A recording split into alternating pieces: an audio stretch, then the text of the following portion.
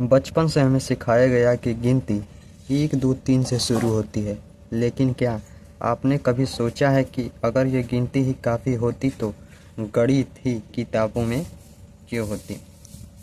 तो गणित की किताबों में 1/2, 1/4, 2/3 जैसे नंबर क्यों आए?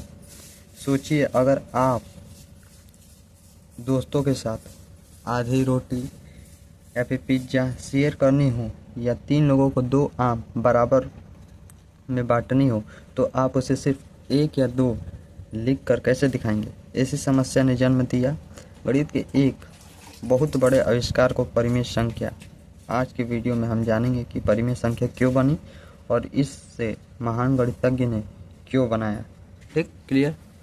तो चलिए शुरू करते हैं, जिसमें कि दिया हुआ है परिमेय संख्या किसने बनाया। तो देखिए, परिमेय संख्या का विचार प्राचीन यूनानी गणितज्ञों द्वारा विकसित किया गया था। बाद में भारतीय और अन्य देशों ने भी इसे आगे बढ़ाया। ठीक, परिमेय संख्या को इसीलिए बनाया गया। ठीक, इसमें परिमेय संख्या का विचार प्राचीन यूनानी में, इसमें भारतीयों का भी योगदान रहा।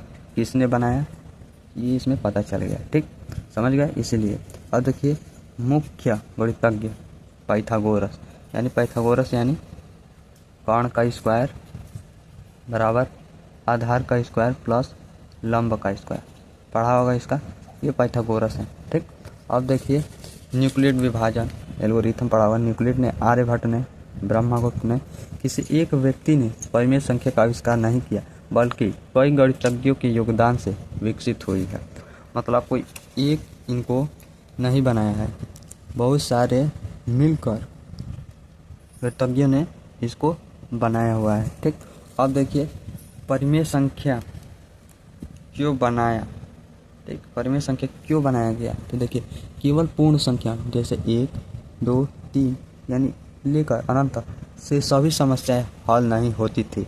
मतलब बस 1 से 2 से या 3 से इन सभी से समस्याएं हल नहीं होती थी, क्योंकि ये पूर्ण संख्या है। ठीक, अब देखिए, जैसे उदाहरण ले लिए, आधी रोटी, आ गई बात, आधी रोटी 1/4, 3 लोगों में 2 आम बराबर भागों में बांटना यानी 2/3।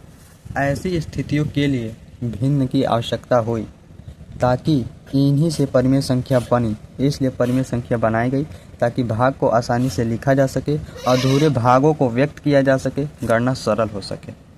तीसरी बात पे देखिए, ध्यान दीजिए, परिमेय संख्या गणित में क्यों है?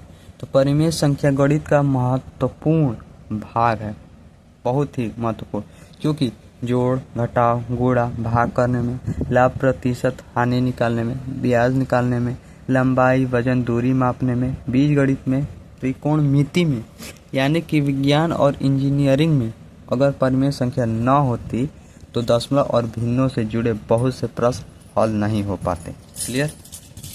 परिमेय संख्या का उदाहरण देखिए, जैसे 1/2, 3/5, -7/4, 12/7, यानी कि जिसे P/Q के रूप में लिखा जा सके, जिसे हम लोग P/Q के रूप में हम लोग लिख सकेंगे, यानी कि भिन्न में बोलेंगे कि लिख सकेंगे। P/Q यानी अंश बटे हर में हम लोग लिख सकेंगे, उसे ही परिमेय संख्या बोलेंगे। ठीक, जैसे कि दशमलव में दिया हुआ है 0.5, यानी 0.5 को हम लोग इसे हम 1/2 लिख सकते हैं, यानी 1/2 यानी अंश बटा यानी कि P/Q। इसमें देखिए दशमलव पड़ा है यहाँ पे, तो इसके नीचे 1 मान सकते हैं। इसमें इकाई दाएं 10 से इसमें, 10 से इसमें गुणा करेंगे तो 5/10 हो जाएगा। इसको काट देंगे तो 1/2 प्राप्त हो जाएगा। क्लियर? इसी तरह 0.25, 2.75। क्लियर? और देखिए, परिमेय संख्या क्या है? जो संख्या P/Q के रूप में लिखी जा सके, जहाँ P और Q पूर्णांक होता था, Q जो हो वो 0 के बराबर न हो, उसे परिमेय संख्या कहते हैं। यहाँ P अंश है और Q हर है, और Q कभी भी 0 नहीं होगा। ठीक, सूत्र जैसे P/Q, ठीक, और Q जो है = ≠0। ठीक, क्लियर?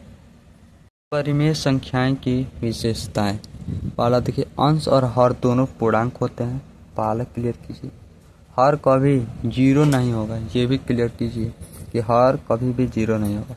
सभी पूर्ण संख्या परिमेय संख्या होती है, जो भी पूर्ण संख्या। सभी प्राकृतिक संख्या परिमेय संख्या होती है। सभी पूर्णांक परिमेय संख्या होते हैं। समाप्त होने वाले दशमलव परिमेय होते हैं। जो परिमेय संख्या नहीं है, जैसे कि करनी में 2, अंडर में 3, पाई यानी 22/7, करनी में 5, करनी में 7, इन्हें अपरिमेय संख्या कहते हैं। ठीक। वास्तविक जीवन में उपयोग क्या है इसका? पैसे का हिसाब, विज्ञान में, माप तौल में, बैंक और ब्याज में, कंप्यूटर, प्रतिशत और अनुपात, दुकानदारी में, मोबाइल ऐप में, इंजीनियरिंग और भवन निर्माण में। अब देखिए याद रखने की ट्रिक, P/Q यानी कि Q नहीं 0, P/Q यानी Q नहीं 0, यानी P/Q Q वो नहीं है 0। बस यही परिमेय संख्या की पहचान है।